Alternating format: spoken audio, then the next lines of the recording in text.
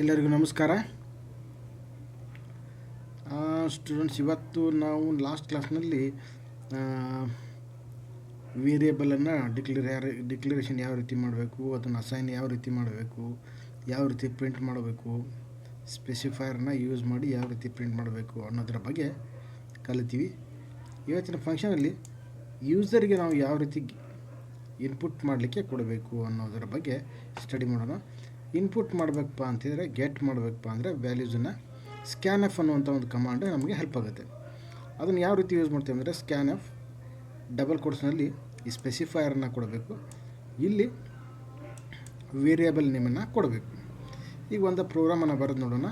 Right a program to accept a roll number and print as Raju has roll number ಅಂತ. ಹೌದಾ? Yes, start ಮಾಡೋಣ.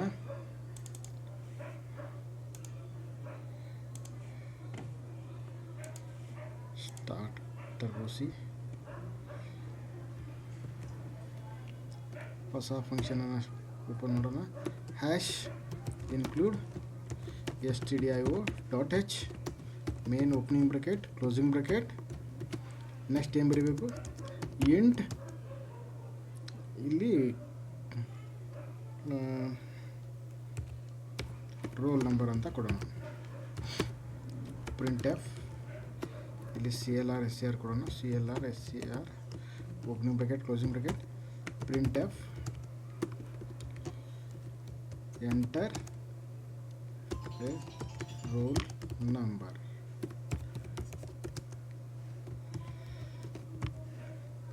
ಇಲ್ಲಿ scanf ಅಂತ ಕೊಡ್ತೀವಿ. ಸ್ಕ್ಯಾನ್ ಎಫ್ %d ಇಲ್ಲಿ ಆ್ಯಂಡ್ ಸೈನ್ ಕೊಡಬೇಕು. ಯಾವಾಗ ಇಂಟೀಜರ್ ಇರುತ್ತೋ ಅವಾಗಷ್ಟೇ, ಮತ್ತು ಕ್ಯಾರೆಕ್ಟರ್ ಇದ್ದರೆ ಏನು ಕೊಡೋ ಅವಶ್ಯಕತೆ ಇಲ್ಲ. ಇಲ್ಲಿ ರೋಲ್ ನಂಬರ್. ಇಲ್ಲಿ ಏನು ಪ್ರಿಂಟ್ ಮಾಡಬೇಕಪ್ಪ ಅಂತೇಳಿದ್ರೆ, ರಾಜು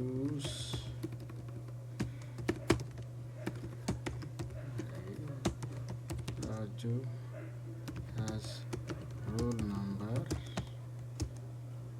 ಇಲ್ಲಿ %d ರೋಲ್ ನಂಬರ್. ಇಲ್ಲಿ ನಾವು ಏನು ಮಾಡ್ತೀವಿ? Get ch opening bracket closing bracket semicolon. Save ಮಾಡೋಣ. g1.c ಫಂಕ್ಷನ್ ಯಾವ ರೀತಿ ಬರೆದಿದ್ದೀವಿ ಅಂತ ನಿಮಗೆ ಅರ್ಥ ಆಗಿರಬೇಕು. ಮೊದಲೇ ಪ್ರಿಂಟ್ ಎಫ್ ಫಂಕ್ಷನನ್ನು ನೀವು ಆಲ್ರೆಡಿ ಕಲ್ತಿದ್ದೀರಿ. Printf enter a roll number ಅಂದರೆ ಆ್ಯಸ್ ಇಟ್ ಇಸ್ ಪ್ರಿಂಟ್ ಆಗುತ್ತೆ. ಇಲ್ಲಿ ಇದು ಒಂದು ಹೊಸ ಕಮಾಂಡನ್ನು ನೀವು ಕಲಿತಾ ಇರೋದು. ಸ್ಕ್ಯಾನ್ ಎಫ್ ಇಲ್ಲಿ ಬ್ರ್ಯಾಕೆಟ್ನಲ್ಲಿ ಡಬಲ್ ಕೋಟ್ಸ್ನಲ್ಲಿ %d ಕಾಮ ಇಲ್ಲಿ ಆ್ಯಂಡ್ ರೋಲ್ ನಂಬರ್. ಇಲ್ಲಿ ರೋಲ್ ನಂಬರ್ನ ಏನು ಡಿಕ್ಲೇರ್ ಮಾಡಿರ್ತೀವಿ ಅದನ್ನು ನಾವು ಇಲ್ಲಿ ಯೂಸರ್ಗೆ ಗೆಟ್ ಮಾಡಲಿಕ್ಕೆ ಕೊಡ್ತಾ ಇದ್ದೀವಿ. ಈ ಗೆಟ್ ಮಾಡಿದಂಥ ಟೈಪ್ ಮಾಡಿದಂಥ ವ್ಯಾಲ್ಯೂ ಇದರೊಳಗೆ ಸ್ಟೋರ್ ಆಗಿರುತ್ತೆ. ಆ ವೇರಿಯೇಬಲ್ ಸ್ಟೋರ್ ಆಗಿರೋದನ್ನು ನಾವು ಇಲ್ಲಿ %d ರೋಲ್ ನಂಬರ್ ಅಂತ ಪ್ರಿಂಟ್ ಮಾಡ್ತಾ ಇದ್ದೀವಿ. ಹೌದಾ? ಎಂಟರ್ ಎ ರೋಲ್ ನಂಬರ್ ಅಂತ ಕೊಟ್ಟಿವಿ. 34 ಅಂತ ನಾವು ಎಂಟ್ರಿ ಮಾಡಿದ್ವಿ. ಅದೇನು ಪ್ರಿಂಟ್ ಮಾಡ್ತಾ ಇದೆ? Raju has roll number 34. Simple program ಇದೆ. ಇದನ್ನು ನೀವು ಪ್ರಾಕ್ಟೀಸ್ ಮಾಡಿ ನೋಡಿ. ಈಗ ಏನು ಮಾಡೋಣ? Write a program to get 2 values, num1, num2. Enter a first number ಅಂತ ಹೇಳೋಣ. ಇಲ್ಲಿ ಗೆಟ್ ಮಾಡಬೇಕಾದ್ರೆ ಏನು ಮಾಡಬೇಕು? ನಾವು num1 ಅಂತ ಮಾಡಬೇಕು. ಇದನ್ನೇ ಸೇಮ್ ಆ್ಯಸ್ ಇಟ್ ಈಸನ್ನು ಕಾಪಿ ಮಾಡ್ಕೋತೀನಿ ನಾನು. ಕಾಪಿ ಮಾಡಿದೆ, ಪೇಸ್ಟ್ ಮಾಡ್ತೀನಿ. ನೀವು ಎಕ್ಸಾಮ್ನಲ್ಲಿ ಫಾಸ್ಟಾಗಿ ಮಾಡಬೇಕಪ್ಪ ಅಂತಿದ್ರೆ ಈ ಥರ ನೀವು ಕಾಪಿ ಪೇಸ್ಟನ್ನು ಯೂಸ್ ಮಾಡಿಕೊಂಡ್ರೆ ಫಾಸ್ಟ್ ಆಗುತ್ತೆ. ಎಂಟರ್ ಸೆಕೆಂಡ್ ನಂಬರ್ ಅಂತೀವಿ. ನೆಕ್ಸ್ಟ್ ಏನು ಮಾಡಬೇಕು? ಇಲ್ಲಿ %d plus %d equal to %d.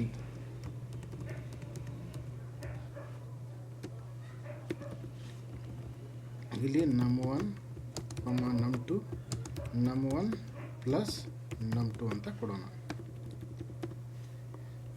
ಇಲ್ಲಿ ವ್ಯಾಲ್ಯೂಸನ್ನು ಫಸ್ಟ್ ವ್ಯಾಲ್ಯೂನ ಎಂಟ್ರಿ ಮಾಡ್ತೀವಿ. ಇಲ್ಲಿ ಪ್ರಿಂಟ್ ಆಗುತ್ತೆ ಎಂಟರ್ ಫಸ್ಟ್ ನಂಬರ್ ಅಂತ. ಇಲ್ಲಿ ಸ್ಕ್ಯಾನಫ್ ಅಂದರೆ ಗೆಟ್ ಆಗುತ್ತೆ. ನಮ್1ನಲ್ಲಿ ಒಂದು ವ್ಯಾಲ್ಯೂ ಸ್ಟೋರ್ ಆಗುತ್ತೆ. ನೆಕ್ಸ್ಟ್ ಸೆಕೆಂಡ್ ನಂಬರನ್ನ ಎಂಟ್ರಿ ಮಾಡ್ತೀರಿ. ಇಲ್ಲಿ ಸೆಕೆಂಡ್ ವ್ಯಾಲ್ಯೂನಲ್ಲಿ ನಮ್2 ವ್ಯಾಲ್ಯೂ ಸ್ಟೋರ್ ಆಗುತ್ತೆ. ಆಮೇಲೆ ನೆಕ್ಸ್ಟ್ ಪ್ರಿಂಟ್ ಏನಾಗುತ್ತೆ, ಇಲ್ಲಿ %d ಅಂತಿದ್ದರೆ ನಮ್1 ವ್ಯಾಲ್ಯೂ ಪ್ರಿಂಟ್ ಆಗುತ್ತೆ. ಇಲ್ಲಿ %d ಇದ್ದರೆ ನಮ್2 ವ್ಯಾಲ್ಯೂ ಪ್ರಿಂಟ್ ಆಗುತ್ತೆ. ಈ %d ಇದ್ದರೆ ಎರಡು ವ್ಯಾಲ್ಯೂಸನ್ನು ಕೂಡಿಸಿ ಅದು ರಿಸಲ್ಟ್ ಪ್ರಿಂಟ್ ಆಗುತ್ತೆ. ಹೌದಾ? First number enter first number, second number entry ಮಾಡಿದ್ವಿ. 100 + 200 = 300 ಅಂತ ಪ್ರಿಂಟ್ ಆಯಿತು. ಹೌದಾ? ಇದನ್ನೇ ನಾವು ಏನು ಮಾಡೋಣ, ಒಂದು ಮಿನಿ ಕ್ಯಾಲ್ಕುಲೇಟರ್ ಟೈಪ್ ಯೂಸ್ ಮಾಡ್ಕೊಳ್ಳೋಣ. ಇದನ್ನು ಕಾಪಿ ಮಾಡ್ಕೋತೀನಿ. ಕಾಪಿ ಆಯಿತು, ಪೇಸ್ಟ್ ಮಾಡಿದೆ. ಇಲ್ಲಿ ಮೈನಸ್ ಅಂತ ಕೊಡೋಣ. ಇಲ್ಲಿ ಮೈನಸ್ ಕೊಡೋಣ. ಅದನ್ನೇ ಪೇಸ್ಟ್ ಮಾಡಿದ್ರೆ ನೆಕ್ಸ್ಟ್ ಮಲ್ಟಿಪ್ಲಿಕೇಷನ್ಗೆ ಯೂಸ್ ಮಾಡ್ಕೊಳ್ಳೋಣ. ಮಲ್ಟಿಪ್ಲಿಕೇಷನ್, ಇಲ್ಲಿ ಮಲ್ಟಿಪ್ಲಿಕೇಷನ್ ಇದ್ದರೆ ಸ್ಟಾರ್ ಕೊಡಬೇಕು. ಇಲ್ಲಿ ಡಿವೈಡೆಡ್ ಬೈ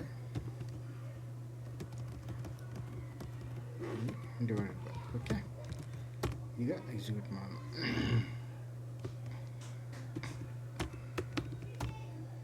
ಹೌದಾ? 300 + 100 400, 300 - 100 200, 300 × 100 3000, 300 / 100 3.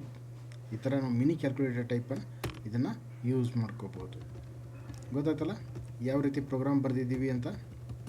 ಈ ರೀತಿ ನೀವು ಪ್ರೋಗ್ರಾಮನ್ನು ಬರೆದು ಎಕ್ಸಿಕ್ಯೂಟ್ ಮಾಡಿ ರಿಸಲ್ಟನ್ನು ಚೆಕ್ ಮಾಡಿ.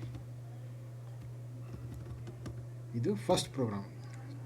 ಇನ್ನು ಸ್ಕ್ಯಾನಫನ್ನು ಯಾವ ರೀತಿ ಯೂಸ್ ಮಾಡಬೇಕು ಅನ್ನೋದ್ರ ಬಗ್ಗೆ ನಾವು ಇದನ್ನು ಕಲ್ತೀವಿ. ಹೌದಾ? ಈಗ ನೆಕ್ಸ್ಟ್ ಏನು ಮಾಡೋಣ, ಎಂಟರ್ ಎ ಪ್ರಿನ್ಸಿಪಲ್ ಅಮೌಂಟ್ ಅಂತ ಹೇಳೋಣ.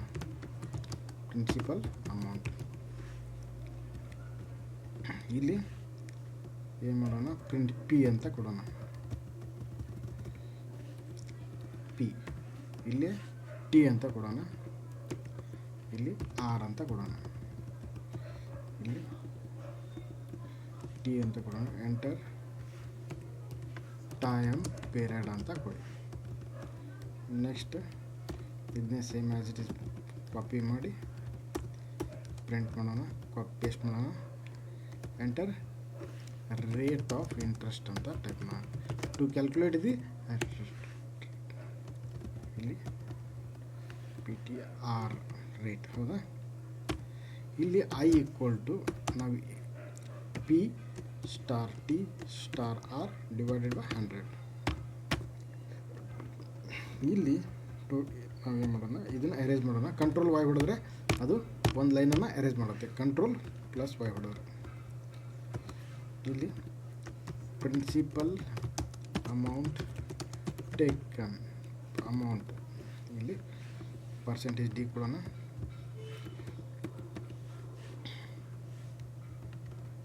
ಇಲ್ಲಿ P ಅಂತ ಪ್ರಿಂಟ್ ಮಾಡೋಣ.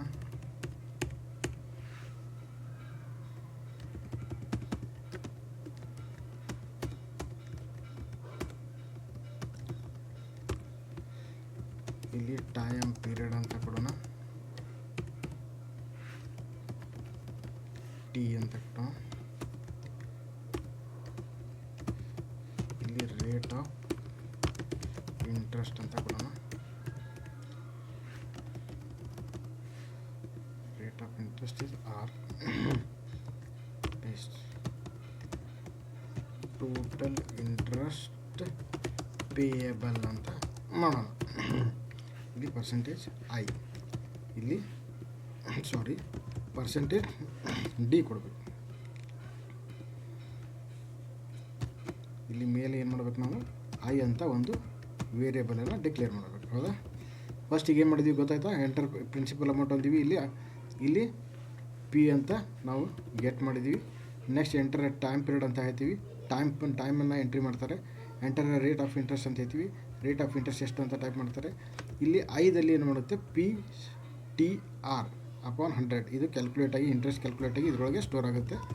ನೆಕ್ಸ್ಟ್ ನಾವು ಇದನ್ನು ನಮಗೆ ಸ್ವಲ್ಪ ಕ್ಲಿಯರಾಗಿ ಗೊತ್ತಾಗಲಿ ಅಂತ ಏನು ಮಾಡ್ತಾಯಿದ್ದೀವಿ, ಇದನ್ನು ಪ್ರಿನ್ಸಿಪಲ್ ಅಮೌಂಟ್ ಎಷ್ಟು ತೊಗೊಂಡಿದ್ದೀವಿ ಅಂಥೇಳಿ ಅದನ್ನು ಪ್ರಿಂಟ್ ಮಾಡಿದ್ದೀವಿ.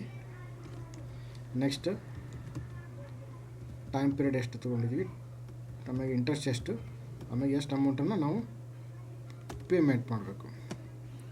ಪ್ರಿಂಟ್ ಎಫ್ ಇಲ್ಲಿ ಒಂದು ಸ್ಟಾರ್ ಅಂತ ಕೊಡೋಣ, ಸ್ವಲ್ಪ ನಮಗೆ ಕ್ಲಿಯರಾಗಿ ಗೊತ್ತಾಗಲಿ ಅಂತ. ರನ್ ಮಾಡೋಣ. 1,000 ರೂಪಾಯಿನ 10,000 ರೂಪಾಯಿ ತೊಗೋಣ. 1,000 ರೂಪಾಯಿ ತೆಗೆದುಕೊಳ್ಳಿ 1 ಇಯರ್ಗೆ. Rate of interest 3. ಹೌದಾ? ಪ್ರಿನ್ಸಿಪಲ್ ಅಮೌಂಟ್ ಎಷ್ಟು? 1,000 ರೂಪಾಯಿ ತೊಗೊಂಡಿದ್ದೀವಿ. ಟೈಮ್ ಪೀರಿಯಡ್ 1 ವರ್ಷ. Rate of interest 3. Total interest payable ಎಷ್ಟು ಅಂದರೆ 30. ಹೌದಾ? ನಾವು 30 ರೂಪಾಯಿ ಇಂಟ್ರೆಸ್ಟನ್ನು ಪೇ ಮಾಡಬೇಕಾಗುತ್ತೆ. ಇಲ್ಲಿ at the end of the year ನಾವು ಎಷ್ಟು ಅಮೌಂಟು ಟೋಟಲ್ ಪೇ ಮಾಡಬೇಕಾಗುತ್ತೆ ಅನ್ನೋದನ್ನು ನಾವು ಕ್ಯಾಲ್ಕುಲೇಷನ್ ಮಾಡ್ಕೋಬೋದು.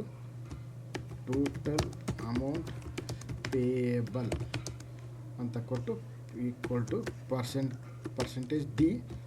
ಇಲ್ಲಿ ಏನು ಮಾಡಬೇಕಪ್ಪ ಅಂದರೆ ಪಿ ಪ್ಲಸ್ ಐ ಅಂತ ಕೊಡಬೇಕು. ಪಿ ಅಂದರೆ ಪ್ರಿನ್ಸಿಪಲ್ ಅಮೌಂಟು, ಐ ಅಂದರೆ ಇಂಟ್ರೆಸ್ಟು. 2,000 ಕೊಡೋಣ. 2 ಅಂತ 2 ವರ್ಷ ಅಂತ ಕೊಡೋಣ. ರೇಟ್ ಆಫ್ ಇಂಟ್ರೆಸ್ಟ್ ಎಷ್ಟು ಕೊಡೋಣ? 3% ಕೊಡೋಣ. ಹೌದಾ?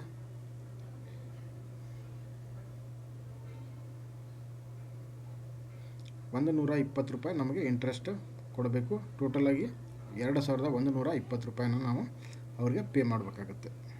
ಈ ಥರ ನೀವು ಇಂಟ್ರೆಸ್ಟನ್ನು ಯಾವ ರೀತಿ ಕ್ಯಾಲ್ಕುಲೇಟ್ ಮಾಡಬೇಕು ಅನ್ನೋದನ್ನು ಮಾಡಿಕೊಂಡ್ರಿ.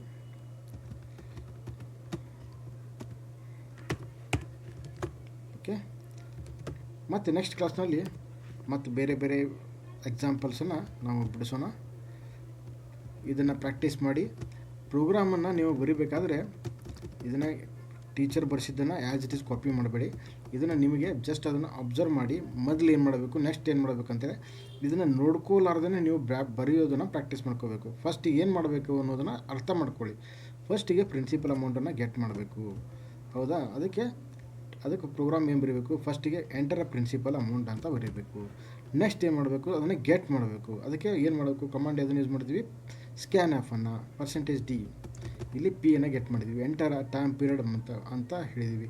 ಟೈಮ್ ಪೀರಿಯಡನ್ನು ಗೆಟ್ ಮಾಡಿದ್ದೀವಿ. ಆಮೇಲೆ ರೇಟ್ ಆಫ್ ಇಂಟ್ರೆಸ್ಟ್ ಅಂತ ಎಂಟ್ರಿ ಮಾಡಿದ್ದೀವಿ. ಆಮೇಲೆ ಅದನ್ನು ಗೆಟ್ ಮಾಡಿದ್ದೀವಿ. ಆಮೇಲೆ ಇಂಟ್ರೆಸ್ಟನ್ನು ಕ್ಯಾಲ್ಕುಲೇಟ್ ಮಾಡಿದ್ದೀವಿ. ಆಮೇಲೆ ನೆಕ್ಸ್ಟ್ ಅದನ್ನು ಪ್ರಿನ್ಸಿಪಲ್ ಅಮೌಂಟು ಎಷ್ಟು ಅಂತ ಪ್ರಿಂಟ್ ಮಾಡಿದ್ದೀವಿ. ಟೈಮ್ ಪೀರಿಯಡ್ ಎಷ್ಟು ಅಂತ, ರೇಟ್ ಆಫ್ ಇಂಟ್ರೆಸ್ಟ್ ಎಷ್ಟು ಅಂತ, ನೆಕ್ಸ್ಟು ಇಂಟ್ರೆಸ್ಟ್ ಎಷ್ಟು ಪೇಯಬಲ್ ಮಾಡಬೇಕು ಅಂತ ಪ್ರಿಂಟ್ ಮಾಡಿದ್ವಿ. ಟೋಟಲ್ ಅಮೌಂಟನ್ನು ನಾವು ಎಷ್ಟು ಅವ್ರಿಗೆ ಕೊಡಬೇಕಾಗುತ್ತೆ ಅನ್ನೋದನ್ನು ನಾವು ಪ್ರಿಂಟ್ ಮಾಡಿದ್ದೀವಿ. ಹೌದಾ? ಈ ಪ್ರೋಗ್ರಾಮ್ ಯಾವ ರೀತಿ ಫ್ಲೋ ಆಗ್ತಾಯಿದೆ ಅನ್ನೋದನ್ನು ಅರ್ಥ ಮಾಡಿಕೊಂಡು ನೀವು ಪ್ರೋಗ್ರಾಮನ್ನು ಯಾವುದೇ ರೀತಿ ಕಾಪಿ ಮಾಡಲಾರ್ದೆ ಇದನ್ನು ಜಸ್ಟ್ ನೀವೇ ಬರಿಬೇಕು ಅನ್ನೋದನ್ನು ಪ್ರಾಕ್ಟೀಸ್ ಮಾಡಿಕೊಡಿ. Okay, thank you one and all. ಮತ್ತು ನೆಕ್ಸ್ಟ್ ವಿಡಿಯೋದಲ್ಲಿ ಮತ್ತೆ ಬೇರೆ ಪ್ರೋಗ್ರಾಮನ್ನು ಪ್ರಾಕ್ಟೀಸ್ ಮಾಡೋಣ. ಟಿಲ್ ದೆನ್, ಬಾಯ್ ಬಾಯ್.